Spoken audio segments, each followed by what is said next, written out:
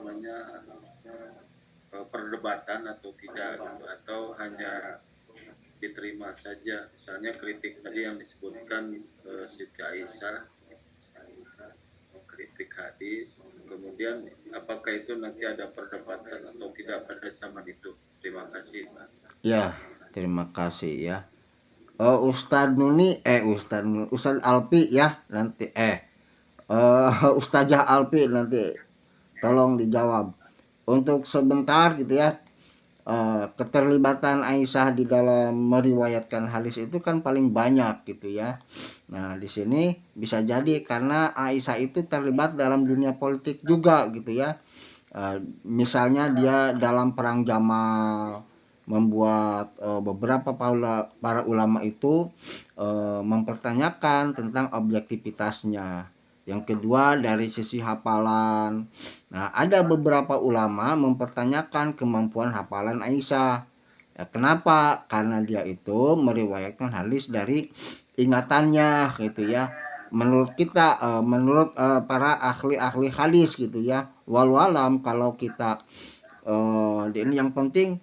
Tapi kalau pandangan saya, Aisyah itu kan banyak meriwayatkan hadis misalnya. Karena memang pasti dia akan lebih banyak karena dia adalah yang paling dekat dengan Rasulullah sehari-hari selama 24 jam gitu ya.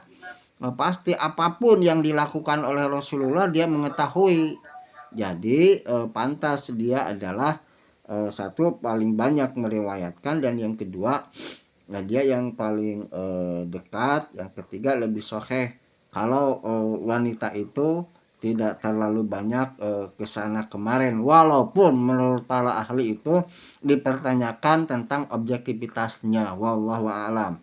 Tinggal nanti dari mana Ustazah Alfi, silahkan ini pertanyaan dari Ustadz Fuad Badia ya, Ramelan, silahkan. Sambil menunggu. Ya, ya, ya, mangga. Mengenai tadi perkataan dari Pak Dokter bahwa Siti Aisyah itu memang banyak hadisnya. Namun menurut saya ada yang lebih banyak lagi hadisnya, yaitu Abu yang Hurairah. diriwayatkan oleh Abu Hurairah. Ya. Dan di zaman sekarang ini kan banyak yang mengkritik juga bahwa Abu Hurairah itu bersama Nabi Muhammad itu cuma 3 tahun kalau nggak salah, tapi memiliki riwayat hadis yang sangat banyak. Nah itu juga pernah dikritik juga oleh Siti Aisyah, bahwasanya hadis-hadis dari Abu Hurairah juga banyak diragukan gitu. Apakah seperti itu atau gimana? Mungkin pendapatnya dari Teh Alfi. Terima kasih. Mangga, Teh Alfi ya, Ustazah Alfi.